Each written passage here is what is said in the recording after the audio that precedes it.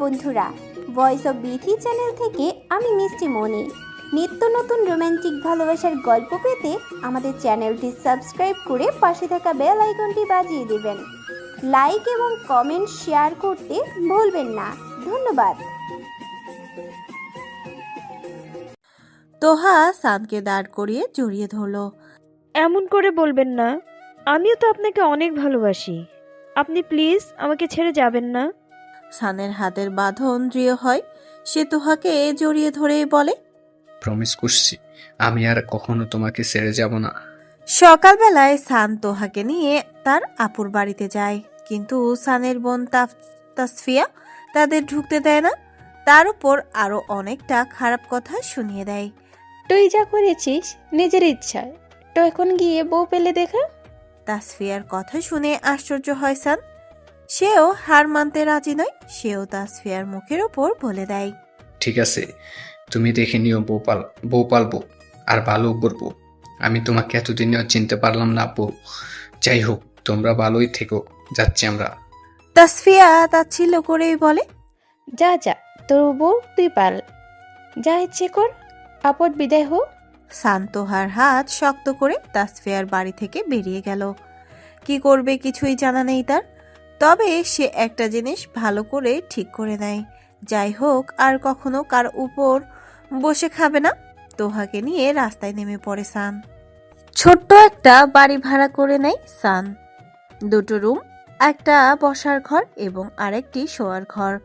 শোয়ার ঘরের পাশে ছোট্ট করে আরেকটা কুঁড়ে ঘরের মতো আছে, ওইটা রান্নাঘর হিসেবে ধরা হয়।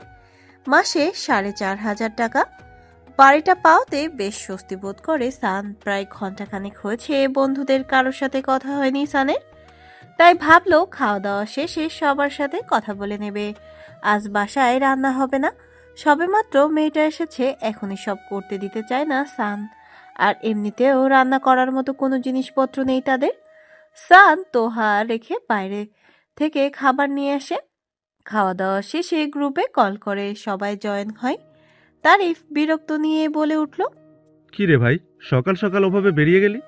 কণ্ঠ মেকি রাগ দেখিয়ে বলল, তুই কি তোর আপুর বাড়িতে গিয়েছিস?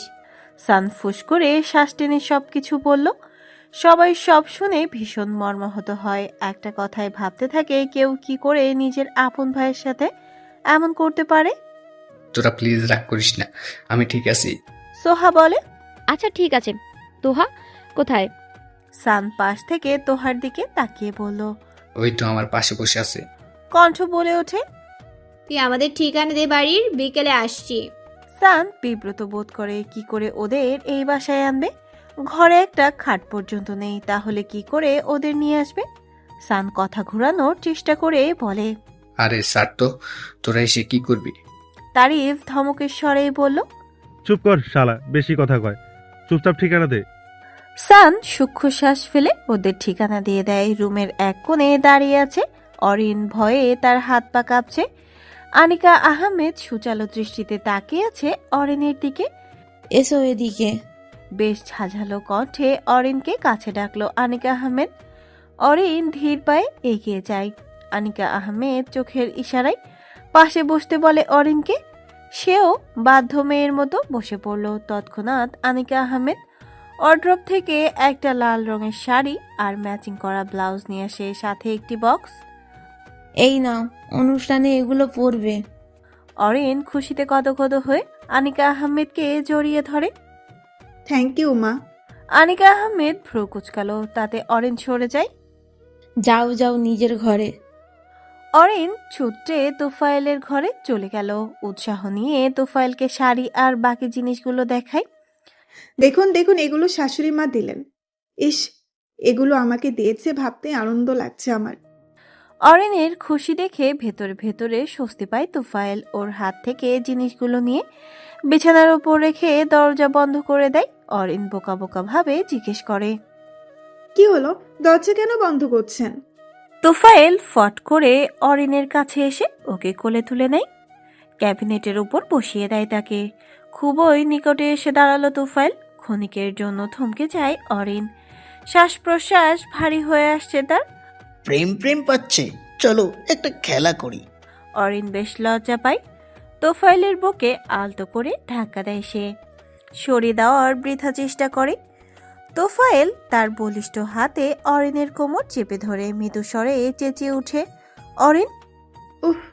তোফায়েল অরিনের নাকে ডগায় কামড়ে ধরে। অরিন তোফায়েলের চুল খামচে ধরে। একসময় তোফায়েল অরিনের মুখে অসংখ্য চুমু দেয়। নাক, মুখ, কপাল, গাল একসময় বুকের দিকে অগ্রসর হয় সে। অরিন তীব্র কাঁপুনি অনুভব করে অন্তপুরে। তোফায়েল অরিনের বুকের মধ্যভাগে অধর চুম্বন এঁকে দেয়। ঠোঁটের কার্নিশ বেয়ে অশ্রু গড়িয়ে পড়ে অরিনের। এত সুখ সে কোথায় রাখবে? অরিন আলতো হাতে তোফায়েলের বুকে হাত রাখে। আবেশে চোখ বুজে নেয় তোফায়েল। এক এক করে শার্টের প্রতিটি বোতাম খুলে দেয় অরিন। বুকে চুমু দেওয়া মাত্র তোফায়েল অরিনকে টেনে পাজকুলা তুলে নেয়। এক সময় বিছানায় নিয়ে যায় তাকে। সময় নষ্ট না করে অরিনের মাঝে ডুব দেয়, কিন্তু তৎক্ষণাৎ অরিন বাধা দেয় তোফায়েলকে। আপনি পাগল। তোফায়েল নাক মুখ কুচকেই বলে। আটকাচ্ছ কেন?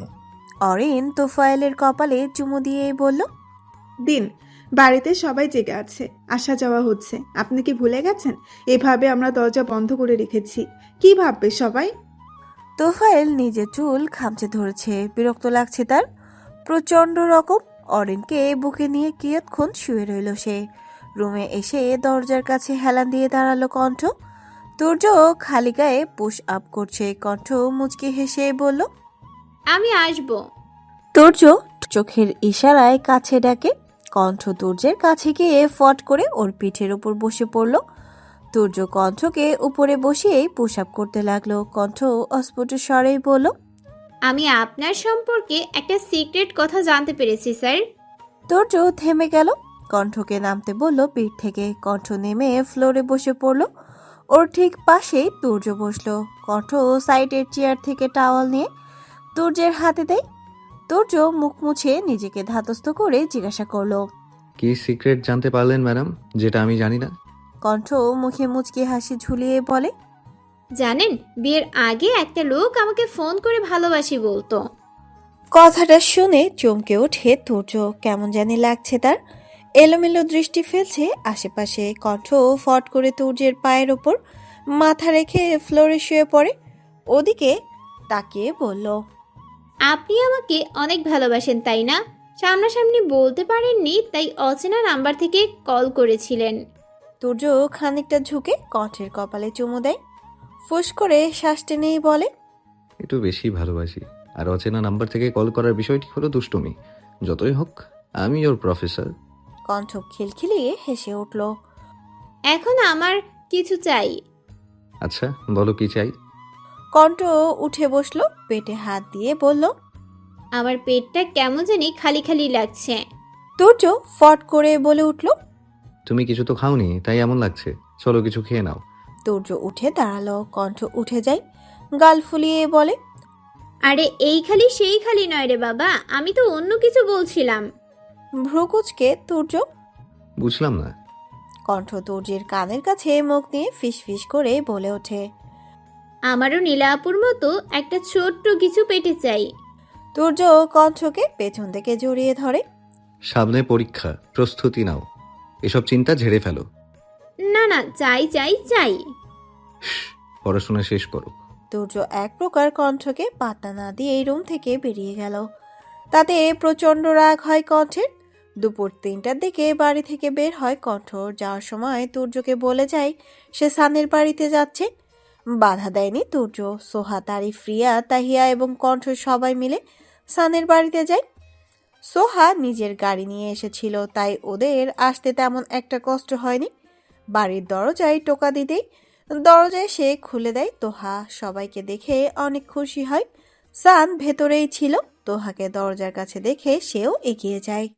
বন্ধুদের দেখে চোখে মুখে খুশি উপচে পড়ছে তার। তারিফ সানকে জড়িয়ে ধরে। তোরা আসবি, আমি সত্যি কল্পনা করিনি। কণ্ঠ সানের মাথায় চাটি মেরেই বলল, কেন করিসনি সেটা বল। তুই কি ভেবেছিস দাওয়াত না দিলে আসবো না? সবাই জোরপূর্বক ওদের ঘরে ঢুকে গেল। আশেপাশে চোখ বুলিয়ে দেখে ঘরে একটা জিনিস পর্যন্ত নেই, শুধু একটা বড় মাদুর পেতে রাখা নিচে। কণ্ঠ সোহাকে ইশারা করে। সোহা তোহার উদ্দেশ্যে বলে ওঠে, তুমি আমার সাথে একটু বাইরে চলো, তো কথা আছে। সোহা তোহাকে এক প্রকার টেনে বাইরে নিয়ে যায়। তারিফ বলে ওঠে। এই শাড়ুর বাচ্চা, চল আমাকে সাথে কিছু উপহার দেই তোরে। সান অস্ফুট স্বরে বলল। তোরা এসেছিস আর আমি? কথার পিঠে থামিয়ে দেয় রিয়া। তুই চল না বাইরে। ওরা বাইরে যাওয়া মাত্র তাহিয়া আর কণ্ঠ মিলে গাড়ি থেকে আস্তে আস্তে ঘর সাজানোর সব প্রয়োজনীয় জিনিসগুলো নিয়ে আসতে থাকে। এমনভাবে যায় যাতে সান আর তোহা কিচ্ছু টের না পায়। কথায় ভুলিয়ে এক সময় চুপিসারে চলে আসে তারিফ। তারিফ, কণ্ঠ, তাহিয়া মিলে খাট পালংগুলো পেতে দেয়। সানের কিছু ঠিক লাগছে না। সে জোরপূর্বক রিয়াকে রেখেই ঘরে আসে। ওদিকে সোহা তোহাকে নিয়ে আসে। দুজন ঘরে এসে সবকিছু দেখে রীতিমতো চমকে ওঠে। সান বিস্ময় নিয়ে বলে উঠল। এসব কি করছিস তোরা? সবাই একসাথে বলে ওঠে। সারপ্রাইজ। তারিফ বেশ ভাব নিয়েই বলল। দেখ ভাই, ক্যাবনে তোকে উল্লু বানিয়ে সব করে ফেললাম। সান বেশ রাগ নিয়েই বলে উঠল। কেন করছিস এসব তোরা? আমাকে বারবার মনে করাতে চাইছিস কেন যে আমি কিছু পারি না? কণ্ঠ মেকি রাগ দেখিয়েই বলল। চুপ কর বেটা শয়তান, কে বলেছে তোকে তুই কিছু পারিস না? আমরা তো তোকে বিয়েতে কিছু দেইনি, তাই ভাবলাম সংসার সাজিয়ে দেই। সান কাদু কাদু কণ্ঠে বলে। ভাই তোরা এত করিস না, আমাকে চেষ্টা করতে দে, আমি কিছু করতে চাই। তাহিয়া সানের বাহুতে বাহবা দিয়ে বলে। চিন্তা করিস না, সব পারবি তুই, আপাতত এখন এসব বাদ দে। সোহা তুড়ি মেরে বলল। তোরা তো বাসর রাত যায়নি তাই না? কথাটা শুনে হু হু করে হেসে উঠল সবাই মিলে। ঠিক করে আজ বাসর ঘর সাজাবে সান আর তুহার জন্য। ফুলের বিছানায় গুটিসুটি হয়ে বসে আছে তোহা। আজকে তার জীবনের একটা বিশেষ রাত, প্রিয় মানুষকে কাছে পাওয়ার রাত। রুমে প্রবেশ করে সান।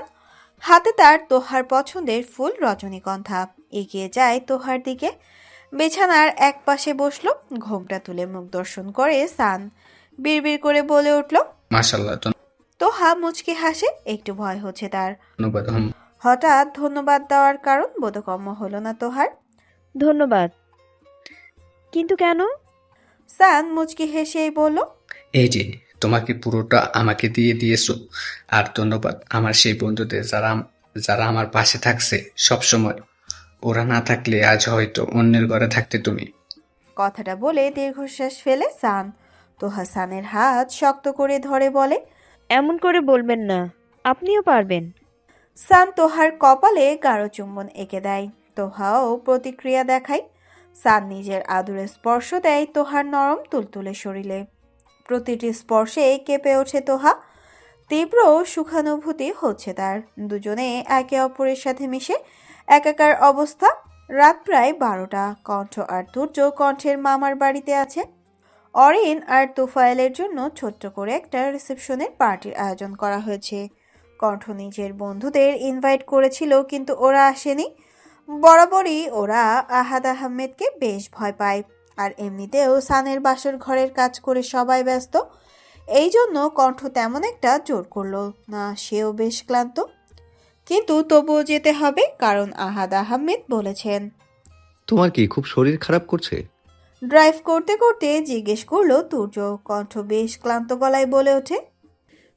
সত্যি ভীষণ ক্লান্ত লাগছে। আচ্ছা চলো, আমরা অল্প কিছুক্ষণ থেকে আবার ফিরে আসবো। আচ্ছা। লাল রঙের শাড়ি, ম্যাচিং করা ব্লাউজ, তার উপর খুব সাধারণ নেকলেস সেট পরেছে অরিন। তবুও তাকে বেশ সুন্দরী লাগছে। বউ অপূর্ব সুন্দরী। এত প্রশংসা শুনে খুশিতে গদগদ আনিকা আহমেদ। তনয়া আহমেদ ছোটর এমন আনন্দ দেখে বেশ খুশি হয়েছে। কণ্ঠ আর তুর্য বাড়ির ভেতরে প্রবেশ করে। আহাদ আহমেদ এসে তুর্যকে জড়িয়ে ধরে। সাহাদ আহমেদের সাথেও পরিচিত হয়। জমজমাট হয়ে উঠেছে বাড়ি। কণ্ঠ গিয়ে অরিনের সাথে দেখা করে। ভালো করে 2-3টে ছবিও তুলে ফেলে। আনন্দে মেতে উঠেছে সবাই। তুফায়েল আর চোখে অনেকবার দেখেছে অরিনকে। মেয়েটা সত্যি খুব সুন্দর। কি সুন্দর হাসছে। এখন থেকে প্রতিটি ক্ষণে ক্ষণে তাকে জীবনের আসল সুন্দর উপভোগ করাবো।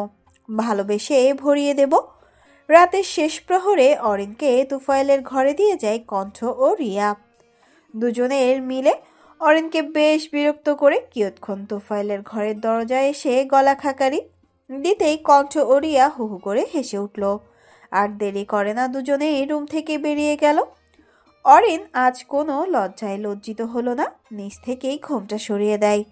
তোফায়েল অপলক দৃষ্টিতে কিছুক্ষণ তাকিয়ে থাকে তার মুখের পানে। ওদিকে অরিন তোফায়েলকে দেখে চোখ মারে। ফিক করে হেসে উঠল তোফায়েল, এগিয়ে যায় কপালে গাঢ় চুম্বন।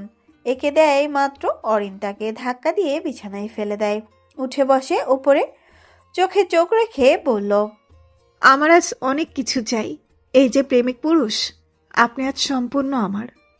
আর অরিন ওর কাছে ঝুঁকে বলে, আর আর আর সব। তোফায়েল অরিনকে টান দিয়ে নিজের কাছে নিয়ে আসে। শেরওয়ানি খুলে ফেলে আলতো হাতে অরিনকে উন্মুক্ত করে দেয়। সময় নষ্ট না করে ডুবে যায়। চারিদিকে অন্ধকার হয়ে আসছে। ঝড় উঠেছে হঠাৎ। বৃষ্টি পড়তে শুরু হয়েছে ধীরে ধীরে। গাড়ি এক সাইডে দাঁড় করিয়ে দেয় তুর্য। কণ্ঠ বেশ ভয় পাচ্ছে। স্যার দেখুন না কত বৃষ্টি হচ্ছে, আমরা এখন বাড়ি যাব কি করে? তুর্যের কপালে চিন্তার ভাঁজ পড়ে। সত্যি ওরা বাড়ি ফিরবে কি করে? ধীরে ধীরে বৃষ্টির গতি বেড়েই চলেছে। ওদিকে কণ্ঠের বেশ ঠান্ডা লাগছে। তুর্য নিজের স্যুট খুলে কণ্ঠকে দেয়। কণ্ঠ গায়ে জড়িয়ে নেয়। আশেপাশে গাছের ডালপালা ভেঙে পড়ছে। তুর্য কণ্ঠকে নিয়ে বেশ ভয় পেয়ে যায়। কণ্ঠ, নামো, গাড়িতে থাকা যাবে না। কেন? দেখছো না গাছ ভেঙে পড়েছে, গাড়ির ওপর পড়লে তো কিছু একটা হতে পারে। তার চেয়ে চলো নিরাপদ কোথাও যাই। কণ্ঠ তুর্যের কথা মেনে নেয়। দুজনে গাড়ি থেকে নেমে যায়। ভিজে জুবুথুবু অবস্থা তাদের। জায়গাটা বেশ চেনা তুর্যের। পাশে একটা রিসোর্ট আছে, কিন্তু এত রাতে তাদের অ্যালাউ করবে কিনা তা নিয়ে চিন্তিত। রিসোর্টের কাছে যাওয়া মাত্র রিসেপশনিস্টকে দেখতে পাই। এগিয়ে গেলে তার কাছে। এক্সকিউজ মি ম্যাম, আমরা কি একটি রুম পেতে পারি? রিসেপশনের মেয়েটি সুচালো দৃষ্টিতে তাকালো কণ্ঠ এবং তুর্যের দিকে। এত রাতে রুম চাই কেন? তুর্য নিজেকে বেশ শান্ত রেখে বলল, আসলে আমরা ঝড়ে আটকে গেছি, সো এখন বাড়ি ফেরা অসম্ভব। মেয়েটি কিছু বলল না, তবে কিছুটা সন্দেহের চোখে তাকালো ওদের দিকে। বেশ গুরু গম্ভীর কণ্ঠে বলল, আইডি দেখি। তুর্য নিজের আইডি দেখায়। কণ্ঠ আইডি আনেনি, তবে ফোনে ছবি তুলে রাখার কারণে তেমন একটা ব্যাগ পোহাতে হবে না। মেয়েটি আর কিছু বলল না। কাগজপত্র বের করে সবকিছু ওদের একটা রুম দিল। বেশ ধাতস্থ হয় কণ্ঠ। রুমে গিয়ে শান্তি লাগছে কণ্ঠের, কিন্তু বিরক্তিকর ব্যাপার হলো তার গায়ের যে শাড়িটা ছিল তা পুরো ভিজে জবজবে অবস্থা। তুর্য ভিজে গিয়েছে, তবুও ওপরে স্যুট খুলে বিছানার একপাশে রাখলো। বাইরে প্রচণ্ড রকম বৃষ্টি হচ্ছে। হুট করে কারেন্ট চলে গেল। তুর্যের চোখ আটকে গেল সামনে ভিজে জুবুথুবু অবস্থায় থাকা কণ্ঠের দিকে। অদ্ভুত সুন্দর মেয়েটি। তুর্য বারংবার শুকনো ঠোঁট দুটো জিভ দিয়ে ভিজিয়ে নিচ্ছে। কণ্ঠ মিনমিনে গলায় বলল, স্যার কি পরবো? আমাকে? তুর্য আনমনেই বলে ওঠে। কণ্ঠ ভ্রু কুচকালো। তুর্য কপাল চুলকে নিচের পরনের শার্ট খুলে দেয়। এটা পরে নাও।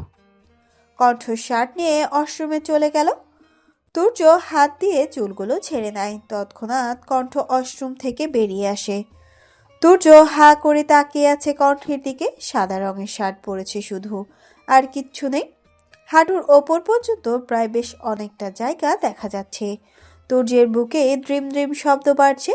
কণ্ঠ লজ্জায় তুর্যের দিকে তাকাতে পারছে না। ওদিকে আবার বারংবার শার্ট নিচের দিকে টানছে কণ্ঠ। ওয়াও! তুর্যের মুখ থেকে এমন শব্দ শুনে বড় বড় চোখ করে তাকালো কণ্ঠ। তুর্য এক পা দুপা করে এগিয়ে গেল কণ্ঠের দিকে। কণ্ঠ বারংবার নিচের দিকে শার্ট টানছে। তুর্য ফট করে হাঁটু কেড়ে বসে পড়ে। চমকে ওঠে কণ্ঠ। তুর্য পেটের দিকের বোতাম খুলে ফেলে। কণ্ঠ লজ্জায় ভয়ে আড়ষ্ট হয়ে গেছে। জোরে জোরে নিঃশ্বাস নিচ্ছে তৎক্ষণাৎ। তুর্য তার পেটে অধর চুম্বন করতে ব্যস্ত। পাগলের মতো চুমু খাচ্ছে তুর্য। একসময় কণ্ঠকে পাজা কোলে তুলে নেয় তুর্য।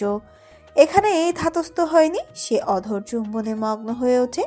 বিছানায় শুয়ে দেয় কণ্ঠকে। নিজেকে উন্মুক্ত করে তুলে ধরে কণ্ঠের সামনে। মেয়েটা কিঞ্চিত লজ্জা নিয়ে হা করে তাকিয়ে আছে। তুর্য দেরি না করে কণ্ঠের শার্টের বোতাম খুলে দেয়, ডুবে যায় কণ্ঠের মাঝে, কুটকুট করে কামড়ে দেয় বুকের উপরে ভাগে। এই মরণ ব্যথাও যেন এক প্রকার সুখ বলেই মনে হচ্ছে কণ্ঠের। কণ্ঠ ধাক্কা দিয়ে তুর্যকে বিছানায় ফেলে দেয়, উঠে বসে তার পেটের ওপর খানিকটা ঝুঁকে তুর্যের ঠোঁটে ঠোঁট ছুঁয়ে দেয়। তুর্য কণ্ঠের চুলের হাত ঢুকিয়ে কাছে টেনে নেয়, আবারও কণ্ঠকে টেনে নিচে নিয়ে আসে। একসময় শরীরের সমস্ত ভার ছেড়ে দেয়। কণ্ঠ মৃদুস্বরে কোকিয়ে ওঠে, খামচে ধরে তুর্যের পিঠ। সালাম আলাইকুম। হ্যালো বন্ধুরা, কেমন আছো তোমরা সবাই? আশা করছি তোমরা সবাই ভালো আছো, সুস্থ আছো। এম রোহিত, ভয়েস অফ বিতি চ্যানেলের পক্ষ থেকে এডিটর। গল্পটি কেমন লাগলো অবশ্যই কমেন্ট করে জানাবেন।